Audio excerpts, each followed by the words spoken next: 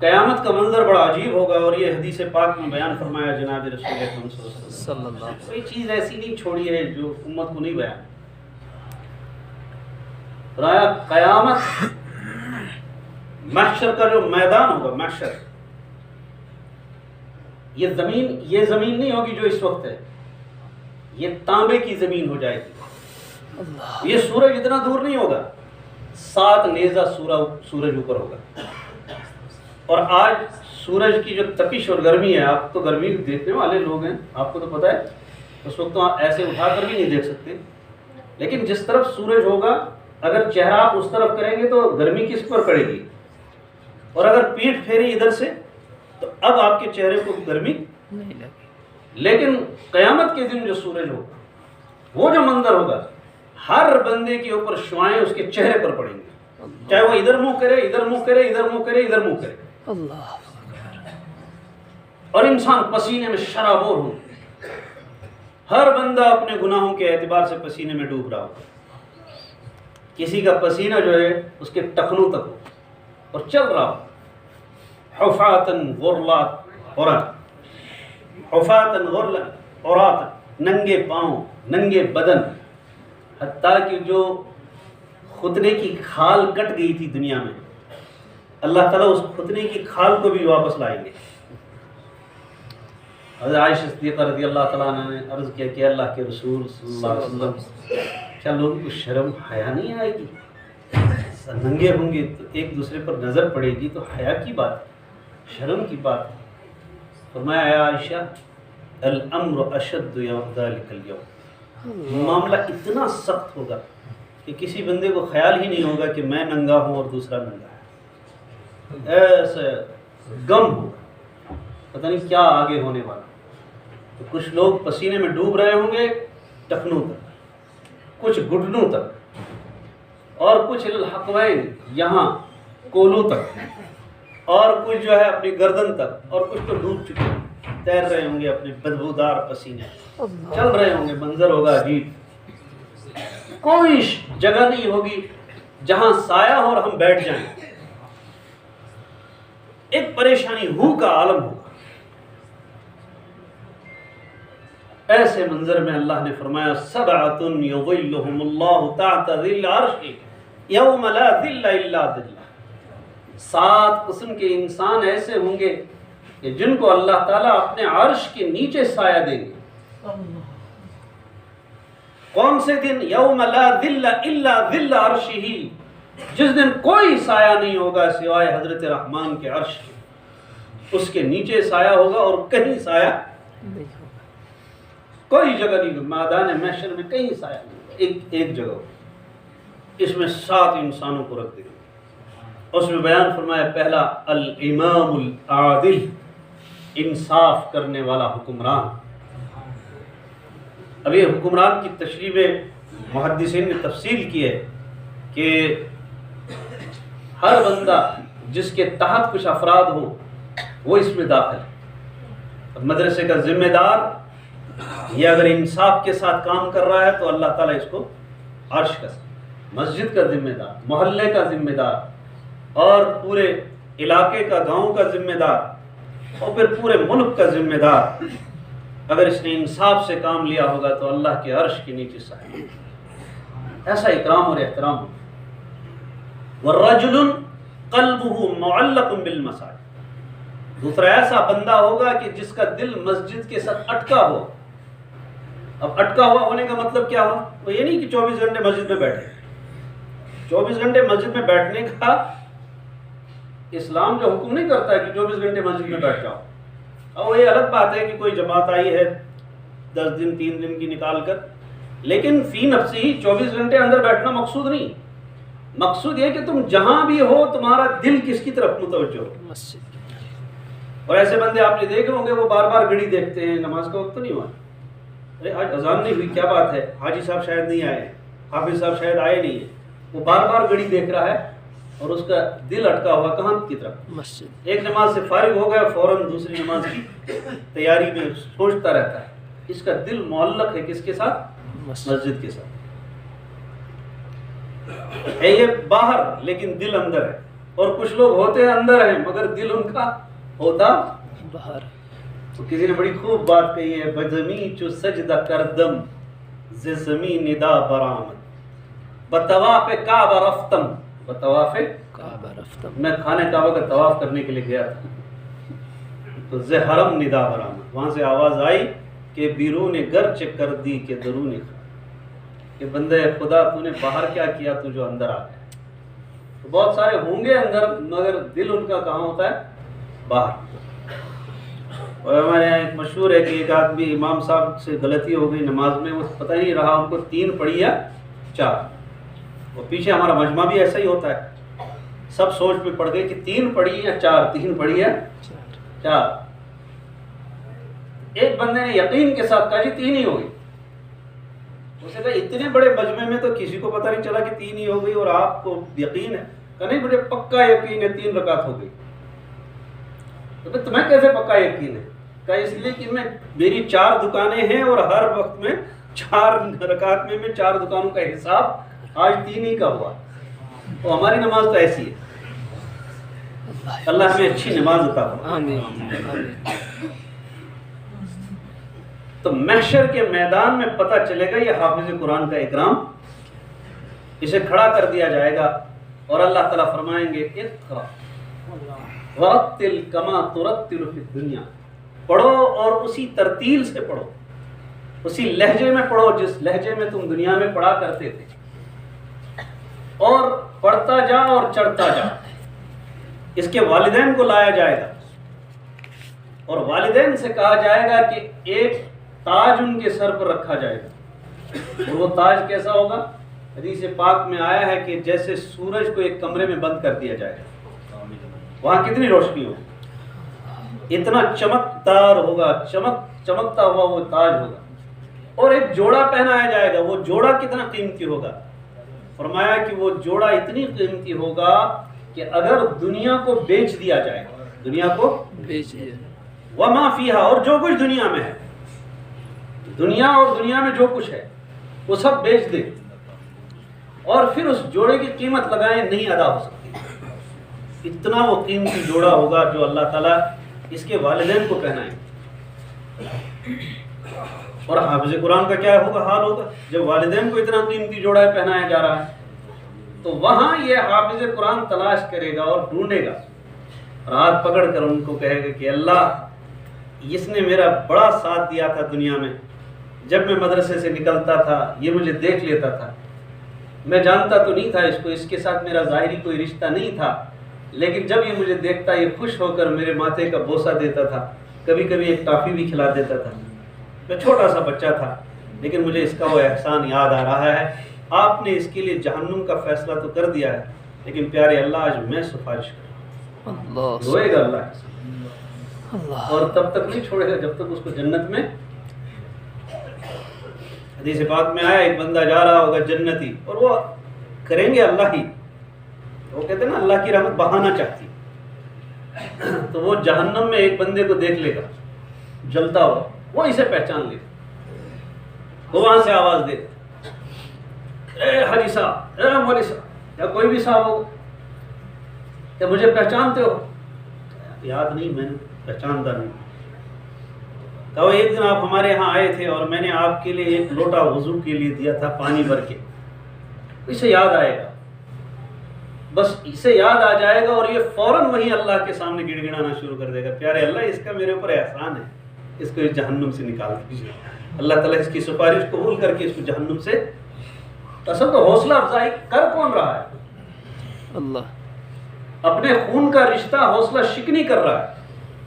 بلکہ بسا اوقات ہم نے دیکھا ہے ماموں گھر آتے ہیں اور وہ جب دیکھتا ہے کہ اس نے میرے بہنوئی نے بچے کو کہاں مدرسے میں چھوڑ دیا تو وہ کوستا رہتا ہے بہن کو بھی بہنوئی کو بھی کہ خراب کر دیا، تباہ کر دیا بچے کو، یہ کھائے گا کیا، پیے گا کیا، اس کو بس ملا ہی بننا ہے اور کچھ تو بننا نہیں. یہ حوصلہ شکنی کرتا رہا زندگی بھر اس بچے کی اور قیامت کے دن سوچے گا کہ میری سفارش، اللہ کے بندے تیری سفارش کیسے کرے گا. ہاں جو حوصلہ افزائی کر رہا تھا. میں نے ایک بزرگ سے سنا، کہا ایک مجلس میں گیا تو وہاں 2-4 نوجوان مجھے ملے، مصافحہ کیا انہوں نے اور ایک جنہوں نے میری دعوت کی تھی وہ بھی وہیں کھڑے تھے. کہا نورانی شکلیں سب کی اور بالکل عالمانہ لباس. تو اس بندے نے تعارف کرایا, حضرت یہ میرا چھوٹا بھائی ہے, یہ عالم بھی ہے, حافظ بھی ہے, مفتی بھی ہے, حضرت یہ والا بھی ہے. وہ 3-4 آئے, مصافحہ کرنے لگے. تو حضرت نے فرمایا کہ میں نے اس سے پوچھا کہ آپ کے کتنے بھائی بہن ہیں؟ کہا حضرت ہم 10 بھائی ہیں اور 10 کے 10 عالم ہیں اور 10 کے 10 مفتی بھی ہیں. سبحان کہا اللہ. ماشاء اللہ. اور حضرت ہمارے خاندان میں 300 حافظ قرآن ہیں. اللہ. 300 حافظ. تو حضرت نے پوچھا کہ آپ کا پیچھے سے سلسلہ چلا آ رہا ہے حفظ قرآن کا؟ کہا نہیں حضرت, زیادہ پیچھے سے نہیں ہے. تو پھر کہا ہمارے جو دادا تھے وہ سبزی کا کام کرتے تھے, سبزی بیچنے کا. تو وہ سبزی بیچنے کے لیے ایک مدرسے کے باہر جاتے تھے, وہاں کھڑے ہو جاتے تھے. کسی نے اس کو پوچھا اللہ کے بندے یہاں یہ مدرسے کے بچے سبزی کیا خریدیں گے؟ کہا نہیں بس میں یہیں بیٹھتا ہوں, میری روزی روٹی کا مسئلہ حل یہاں, انہیں کوئی مہمان کوئی آتا ہی ہے اور لے جاتا ہے. کہا نہیں اصل بات بتاؤ تم یہاں بیٹھ کر کرتے کیا ہو؟ تو اس نے ایک دن کہا کہ یہ جب بچے یہاں سے نکلتے ہیں تو مجھے اچھا لگتا ہے کہ یہ بچے میرے اللہ کا قرآن پڑھ کے نکل رہے ہیں. اللہ. میری زندگی کا مقصد کمانا نہیں, بلکہ میرا مقصد صرف یہ, کمانے والے تو میرے بچے ہیں, میرا مقصد صرف یہ ہے کہ میں ان حافظ قرآن اور یہ جو نورانی قاعدے پڑھنے والے ہیں میں ان کو دیکھتا رہوں اور ان کو دیکھ کر میں خوش ہو جاتا ہوں.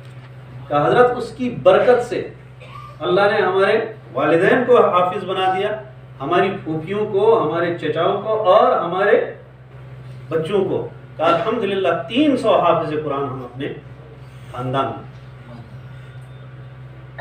لوگوں کو معلوم نہیں ہے کہ حفظ قرآن پر اللہ کیا دیتا ہے اور آپ کے اس آنے پر کیا دیتا ہے, اس لیے کہ آپ کی نسبت آج قرآن کے ساتھ جڑ گئی ہے اور قرآن پڑھنے والے بچوں کی حوصلہ افزائی کے ساتھ. یہ بڑی نسبت ہے, کوئی چھوٹی نسبت نہیں ہے. ہمارے بزرگ سمجھایا کرتے ہیں وہ نسبت کیا ہوتی ہے. انہوں نے کہا حضرت کیا ہوتی ہے نسبت؟ تو میں تمہیں سمجھاتا ہوں, مثال سے سمجھ میں بات آتی ہے. ایک بندہ دکاندار کے پاس گیا کپڑا خریدنے کے لیے, 6-7 میٹر اس نے کپڑا لیا, درزی کو دے دیے کپڑے کو, اس نے ماپ لیا تو کرتا پاجامہ ماپ لیا. اس نے کہا جی اس میں کچھ کپڑا بچ رہا ہے, کچھ اور بناؤں؟ کہ ٹوپی بنا. جی ٹھیک ہے, ایک ٹوپی بھی بن گئی. کہا اس میں اور بھی کپڑا بچ رہا ہے. تو اسے خیال آیا کہ چلو یار ایک قرآن پاک کا گلاف بنا دو, قرآن پاک کا ایک گلاف بھی بنا دو. حضرت ٹھیک ہے. اب اس کپڑے میں کرتا پاجامہ, ٹوپی اور ایک گلاف, یہ 4 چیزیں بن گئی. کرتے پاجامے کی نسبت ہمارے جسم کے ساتھ جڑ گئی, ٹوپی کی نسبت سر کے ساتھ, اور اس آخری بچے ہوئے کپڑے کے ٹکڑے کی نسبت قرآن حکیم کے ہے. یہ ایک مٹیریل, اس کا رنگ ایک ہے, جس فیکٹری سے نکلا وہ فیکٹری ایک ہے, جس درزی نے اس کو کاٹا وہ کینچی ایک ہے, جس مشین پر اس کو سلا وہ مشین ایک ہے, لیکن بس ڈیزائن الگ الگ بن گئے. تو کسی کی نسبت ہو گئی انسان کے جسم کے ساتھ, کسی کی اس کے سر کے ساتھ, اور اب اس ٹکڑے کی نسبت ہو گئی قرآن حکیم کے ساتھ. پھر کتابوں میں مسئلہ لکھا ہے کہ آپ کو جب یہ کپڑے اگر دھونے ہو تو اس کا کوئی مسئلہ ہی نہیں, زیادہ سے زیادہ اتنا کہیں گے بھائی پاجامے کو الگ دھو لینا اور کرتے کو, اور اگر ایک ساتھ بھی دھو لیا تو کوئی انقلاب آنے والا نہیں. لیکن ٹوپی اور پاجامہ آپ ایک ساتھ دھوئیں گے؟ اچھا موزہ اور ٹوپی ایک ساتھ دھلی جائے گی؟ کوئی کہے گا نا بھائی موزہ بھی تو میرا ہی استعمال کیا ہوا ہے اور ٹوپی بھی میری استعمال ہے. اب میں آپ کو ایک حضرت شیخ نور الدین نورانی رحمۃ اللہ علیہ کا ایک جملہ, جو کشمیری سمجھتے وہ سمجھ جائیں گے, جو نہیں تو ان کی تشریح کے لیے میں اس کو تشریح کروں گا. انہوں نے لکھا ہے ترائمت پکدائن, ترائمت ترامی تو جانتے ہیں نا, اور پکدائن ہمارے یہاں کہتے ہیں تھوک دانی کو, جس میں تھوکا جاتا ہے. ترائمت پکدائن اکے ٹوکے, اکے ترامی چھے نیام تے پکدائن تھوکے. عجیب جملہ کا. کہ یہ ترامی اور یہ تھوک دانی یہ ایک ہی مٹیریل سے بنی ہے، ایک ہی بنانے والے نے ان کو بنایا ہے، لیکن اللہ کی تقسیم ترامی میں نعمتیں رکھی جاتی ہیں، کھانا رکھا جاتا ہے، اس کی عظمت بڑھ گئی. اور وہ جو تھوک دانی ہے اس کو کس کے لیے استعمال کرتے ہیں؟ اس میں تھوکا جاتا ہے، وہ تھوک کے لیے. وہ کہیں کبھی تو کہتے تھی کہ میرا کیا قصور ہے، ہمارا مٹیریل ایک ہے، ہماری جنس ایک ہے، ہم جس کان سے نکلے ایک تھے، تو یہ ہوا کیا؟ یہ تقسیم ہے، یہ نسبت ہے. اس کی نسبت نعمت کے ساتھ ہو گئی، اس کی نسبت انسان کی تھوک کے ساتھ. تو کتابوں میں لکھا ہے آپ ٹوپی کو دھوئیں گے تو کس کے ساتھ؟ کہتے ہیں قرآن کے غلاف کے ساتھ نہیں. قرآن کا غلاف جب دھونا ہوگا تو اس کے لیے کتابوں میں لکھا ہے برتن الگ ہو جس میں آپ اپنے عام کپڑے نہ دھوتے ہو، اور اس کو دھونے کے بعد جو اس میں سے وہ گندا پانی نکلے گا. ظاہر سی بات ہے ٹوپی کو تو ہفتے میں ایک بار دھویا ہی جاتا ہے، اور سفید ہو تو ایک دو بار دھوتے ہیں، لیکن قرآن پاک کا غلاف تو کبھی کبھار آدمی دھوتا ہے. اس میں سے جو میل نکلے گا وہ کتنا گندا ہوگا، نکلا اس میں سے میل، لیکن چونکہ یہ قرآن کے غلاف کا میل ہے، اس کا پانی ہے، کتابوں میں لکھا ہے کہ اس پانی کو آپ عام نالی میں نہیں گرا سکتے. ارے پھر کہاں گرائیں گے؟ آپ کی دیواروں پر اس کو چھڑکنا تاکہ وہ چوس لے اس کو دیوار، اللہ، یا کسی درخت کے نیچے ڈال دینا تاکہ اس کی بے حرمتی نہ ہو. اب انسان کی عقل میں تو یہ بات آتی ہے کہ میں میلا پانی تو ہے، کیا میلا ہے، لیکن یہ دیکھو تو یہ میل ہے کس کا؟ اس کی نسبت قرآن حکیم کے ساتھ جڑ گئی، اس لیے اللہ نے اس کو عظمت دے دی. یہ جملہ تو سمجھ میں آ گیا نا کہ کپڑے کی نسبت جب قرآن کے ساتھ جڑ جائے تو وہ کپڑا قیمتی بن جاتا ہے. اللہ کے بندو، جس دل کی نسبت قرآن کے ساتھ جڑ جائے وہ دل کتنا قیمتی بن جاتا ہو. جس زبان کی نسبت قرآن کے ساتھ جڑ جائے وہ زبان کتنی قیمتی بن جاتی ہے، وہ انسان کتنا قیمتی بن. اصل میں مسئلہ یہ ہے کہ ہمارے حافظ قرآن کو بھی پتہ نہیں کہ میرے پاس کیا دولت ہے. وہ کہتے ہیں نا اگر شیر کو اپنی طاقت کا پتہ چل جائے کہ میں کتنا طاقتور ہوں، ایسے حافظ قرآن کو پتہ چل جائے میں کتنا، میرے پاس کون سی دولت ہے. تو ہمارے یہ چھوٹے چھوٹے بچے پڑھتے رہتے ہیں تو میں ان کو کبھی کہتا ہوں، کہتا بچوں آؤ میں تمہیں ایک کہانی سناؤں. کیا کہا؟ تمہیں کبھی خیال تو آتا ہوگا نا کہ ہم نے کچھ نہیں کیا، جو حافظ قرآن بن جائیں گے اور قرآن پڑھیں گے، پھر یعنی کیا ہوگا، ہم بھی کسی اسکول میں ہوتے اور ہائی فائی ہوتے. میں نے کہا تقسیم دیکھو اللہ کی تمہارے ساتھ کیا ہے. کہنے لگے جی کیا تقسیم؟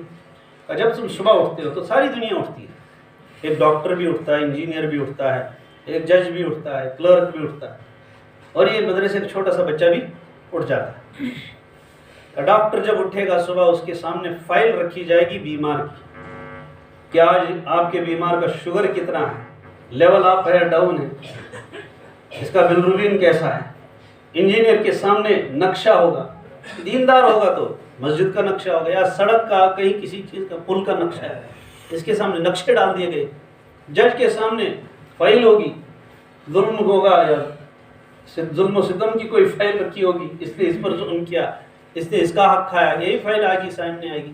کلرک کے سامنے اس کے حساب سے فائل آئے گی. سب کو اپنی اپنی فائل مل جاتی ہے، لیکن جب آپ اٹھ جاتے ہیں تو گویا اللہ کی طرف سے ایک فرشتہ اعلان کرتا ہے، گویا یہ کہتے ہیں نا زبان حال سے اعلان ہے کہ میرے بندے میں نے سب کو تقسیم دے دی، لیکن جب تم اٹھ جاتے ہو تو میں نے اپنا قرآن تمہارے سامنے رکھ دیا. اس سے بڑی کیا دولت ہے.